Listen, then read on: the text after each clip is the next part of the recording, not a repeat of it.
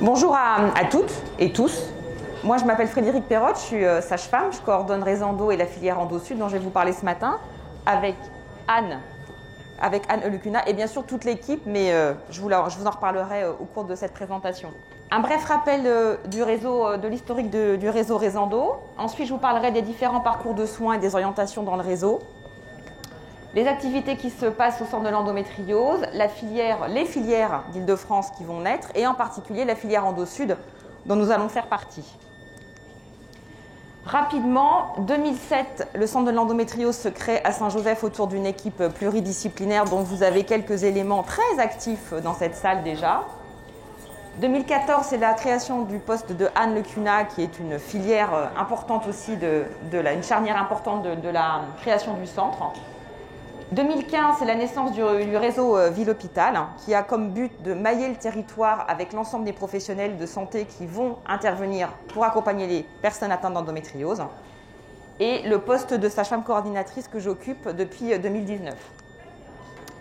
Comment se passe la demande de prise en charge au sein du centre de Saint-Joseph ? Il y a un formulaire avec lequel on travaille qui s'appelle le formulaire EndoZiwig, qui est sur le site de Saint-Joseph. Les patientes remplissent ce formulaire. On travaille sur une orientation puisque, bien sûr, il n'y a aucun intérêt à aller voir en première intention un chirurgien. Donc, c'est tout le travail qu'on doit faire pour former et sensibiliser à la fois les patients et les patientes comme vous à essayer de trouver la bonne personne de proximité au bon moment, au meilleur moment et pas dans 10 ans. Et puis, en même temps, de garder des places de chirurgie dans les centres experts au bon moment aussi, parce que si les chirurgiens voient des patientes qui n'ont pas encore d'endométriose, eh ben, pour le coup, la place est prise pour celles qui en ont réellement besoin. C'est exactement pareil pour l'imagerie dans les centres experts. L'orientation, comment elle se fait ? En fonction de ce que vous allez remplir dans ce formulaire, on va plutôt vous orienter soit vers un professionnel de Saint-Joseph, soit vers un professionnel de ville, de notre réseau Resendo, qui est bien sûr sensibilisé et formé à l'endométriose. On a à peu près 600 demandes par mois, et bien sûr, vous imaginez bien qu'on n'a pas 600 rendez-vous de libre par mois non plus, parce que toujours est-il que ce n'est pas pertinent non plus.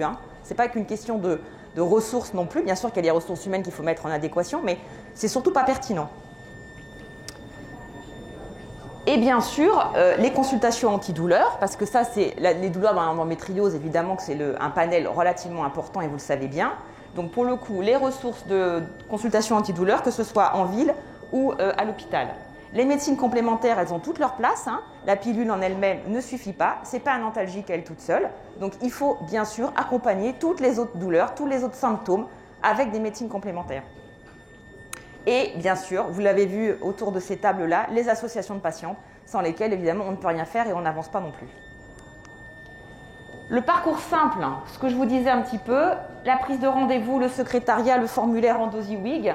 Vous rentrez dans le centre de l'endométriose, vous allez voir soit un médecin gynécologue, soit une sage-femme.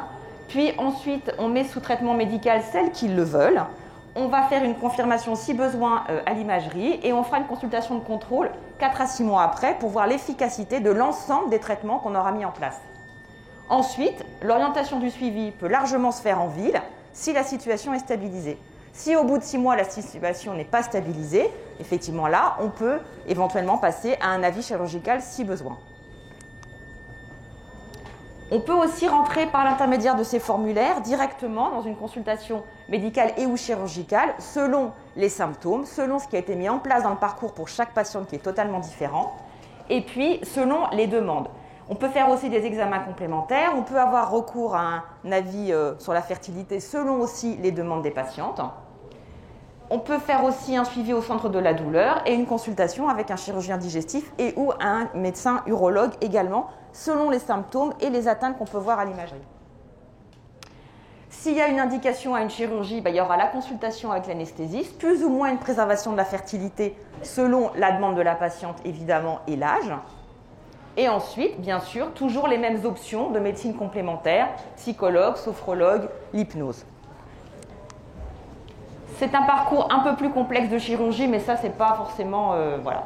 Donc là, je vous ai résumé un petit peu, ça paraît un petit peu compliqué, mais en fait, pas trop. Dans l'idée, c'est...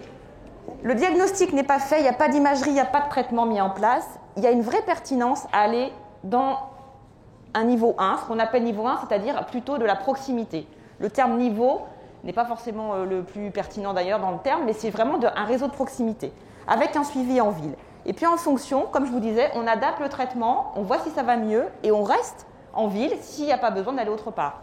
Mais on peut passer sur le niveau 2 parce que, éventuellement, là, il n'y a pas d'amélioration après 6 mois de traitement qui va être bien mené, et un examen clinique qui va rester douloureux.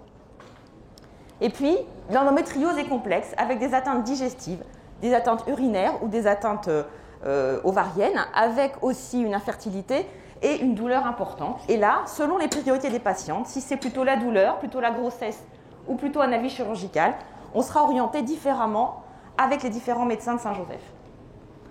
Évidemment qu'il y a des RCP mensuels. Les RCP, c'est quoi? C'est des revues de concertation pluridisciplinaires. Vous avez tout le monde autour de la table pour discuter du dossier des patientes. On va regarder l'imagerie, chacun va donner son avis, de la psychologue au radiologue, au chirurgien.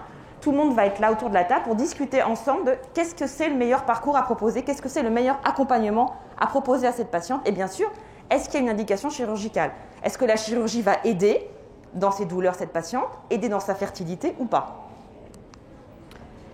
L'activité au sein de l'endométriose de Saint-Joseph, qu'est-ce que c'est? Vous voyez un petit peu, mais il y a un petit truc de manger. C'est des consultations douleurs, c'est des consultations gynécologiques, médicales et des consultations de sage-femme. C'est des consultations de chirurgie et en augmentation, comme vous le constatez. Et puis, c'est une activité évidemment médico-chirurgicale avec, entre autres, vous avez ici un document qui vous montre l'UMAB Sexo qu'on a mis en place. Qu'est-ce que c'est que l'UMAB Sexo? C'est pour des patientes qui ont des douleurs pendant les rapports, qui sont gênées depuis au moins 3 mois, parce qu'effectivement, il faut que ça dure un peu pour rentrer dans le parcours, parce que sinon, effectivement, ce n'est pas forcément pertinent dans la prise en charge. Il faut être motivé, il faut que ce soit une priorité pour la patiente. Et on propose ce parcours où vous allez rencontrer une gynéco, une infirmière spécialisée en sexo. Vous allez rencontrer un médecin de la douleur et vous allez aussi faire un atelier de sophrologie en collectif. On fait des formations, on fait des journées portes ouvertes, comme aujourd'hui, pour le grand public. On fait aussi des journées de formation qui ont lieu pour les professionnels au mois de septembre tous les ans, et ça sera la 7e cette année. On répond à des appels à projets pour essayer de faire avancer la recherche. On participe au projet Compare Endométriose, que vous connaissez sans aucun doute, et on travaille aussi sur des articles 51 qui sont un moyen de financer des médecines complémentaires qui ne le sont pas dans le droit commun. Donc ça, c'est des projets avec l'ARS. Et pour le coup, là, on fait des projets, vous allez voir, c'est hyper intéressant parce que c'est transfilière. On parle avec le 78 et le 93 et on essaie de regarder comment on peut améliorer toujours l'accompagnement des femmes dans leur douleur.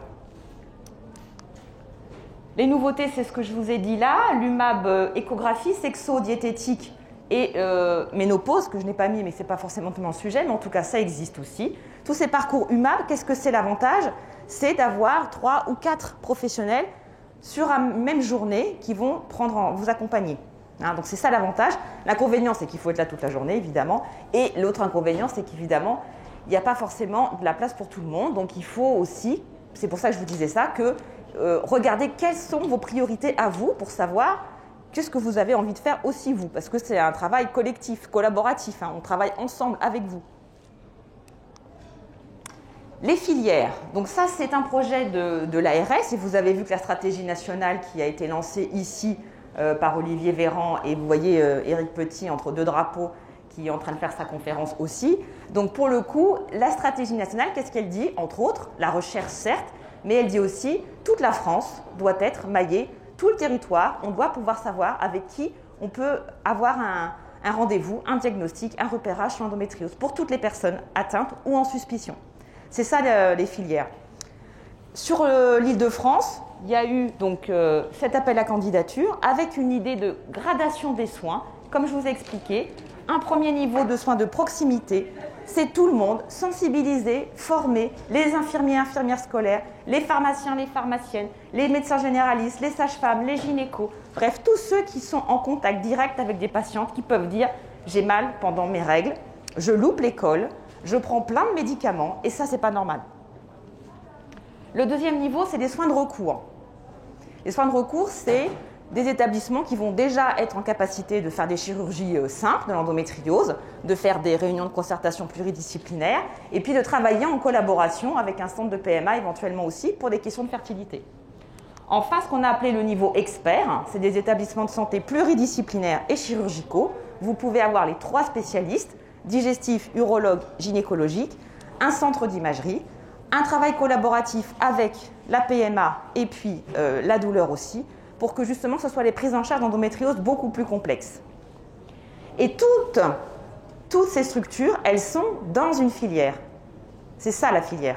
Et c'est comment, au sein de cette filière, on travaille tous ensemble pour que la patiente et le professionnel qui sont un peu perdus puissent trouver le bon interlocuteur le plus tôt possible. Et donc, ce que je vous ai rajouté là, un dispositif de coordination par filière et un découpage de 4 filières pour l'Île-de-France. Bon, ça, c'est les objectifs de coordination. Bien sûr, après, comme l'ARS a créé un cahier des charges, l'idée, c'est qu'on a des missions à remplir, on a des indicateurs à donner, on a reçu un financement. Et donc, logique, quand on a des sous, on doit dire ce qu'on va faire avec un minimum.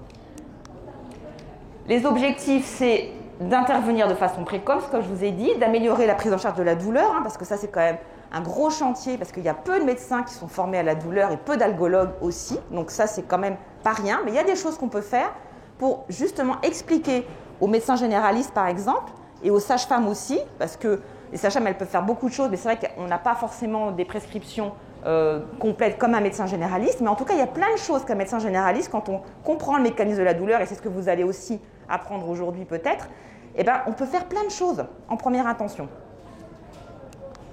Les 4 filières, les voilà. Paris-Ouest, 92 Sud, 91 et 94. C'est donc Saint-Joseph aussi. Et donc, c'est la filière Endo-Sud Île-de-France. Paris-Est, 77 et 93. Donc ça, c'est avec l'hôpital des Diaconesses, la clinique de l'Estrée et l'hôpital Tenon. Le 92 Centre et le Nord. Et le 78 et le 95. Donc en fait, l'ARS a dit, voilà, vous avez tous répondu à cet appel à candidature. Il n'y a pas de gagnant, vous avez tous gagné. Maintenant, mettez-vous autour de la table et travaillez en commun sur l'élaboration de ces 4 filières, avec un canevas commun que je vous ai expliqué. 2 filières sur Paris, je vous ai dit, une à l'ouest, une à l'est. La commande pour chaque filière, c'est ça. Comment vous allez coordonner la filière? Comment elle va être gouvernée, cette filière? Comment vous allez faire pour recruter les professionnels qui vont être dans la gradation des soins 1, 2, 3, proximité, recours, expert.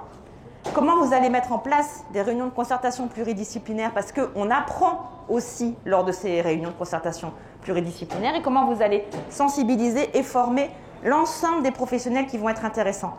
Dans la formation, c'est important de se dire qu'on ne va pas tous devenir des experts de l'endométriose. Ce n'est pas forcément ça l'idée, et ce n'est pas forcément ce que les professionnels souhaitent non plus. Il faut réussir à peut-être faire aussi une gradation des soins dans la formation. Je suis sage-femme, je veux repérer l'endométriose, mais après, je n'ai pas envie forcément de m'occuper complètement de tout le parcours, mais je sais quelles questions je pose et je sais à qui j'oriente. Je suis sage-femme, ça m'intéresse beaucoup l'endométriose, je veux me former, je veux accompagner les femmes de A à Z, je me forme et après je fais ça comme parcours et je sais à qui j'oriente quand ça sort de mes compétences. Vous voyez, je pense que si on fait ça, les professionnels vont avoir moins peur aussi de s'occuper des patientes et des douleurs. Développer des outils communs, communiquer sur le fonctionnement, parce qu'aujourd'hui c'est un petit peu ça qu'on fait, c'est-à-dire expliquer aux patientes et aux professionnels comment la filière va fonctionner et comment vous allez pouvoir trouver des ressources. Et puis évidemment réfléchir à des travaux de recherche communs, parce qu'il y a encore plein de choses, mais ça vous aurez aussi un topo juste après, plein de choses qu'on ne connaît pas sur l'endométriose. Donc il nous faut et des sous et des gens qui ont envie de travailler dessus. Voilà la filière, mais comme vous constatez, le plus petit rond, c'est le centre expert. Le plus gros rond, c'est les professionnels de proximité qui vont être là pour repérer, pour accompagner, pour poser un diagnostic de certitude. La filière Endo-Sud, je vous ai mis les 4 promoteurs, on appelle ça comme ça. Le comité de pilotage, avec les différents noms, on va être a priori 2 sages-femmes à 50% à coordonner cette filière, dont moi à 50% aussi. Et puis Anne qui va pouvoir aussi faire une journée par semaine sur la filière dans le financement qu'on a reçu de l'ARS. Comment nous contacter? On a créé une boîte mail, contact-endosud@gmail.com. On va créer un site internet, mais pour l'instant, il faut qu'on se parle aussi avec les autres filières parce que ce n'est pas la peine non plus de dépenser des deniers publics pour créer 4 sites différents qui coûtent une certaine somme alors qu'on peut peut-être créer un site unique et 4 sous-sites et que ça coûte moins cher à tout le monde. Donc bien sûr qu'il y aura de toute façon un site internet, bien sûr qu'il y aura une coordination, une boîte mail et après notre rôle c'est d'aller chercher des professionnels pour qu'ils puissent adhérer, créer un annuaire et que vous puissiez trouver les professionnels qui sont proches de chez vous, formés et sensibilisés à l'endométriose. Voilà toute l'équipe, vous voyez on est nombreux, ça c'est que l'équipe de Saint-Joseph. C'est beaucoup aussi transservice parce qu'on a besoin de tout le monde et tout le monde peut parler de l'endométriose. Et je vous remercie. Tout le monde peut parler de l'endométriose.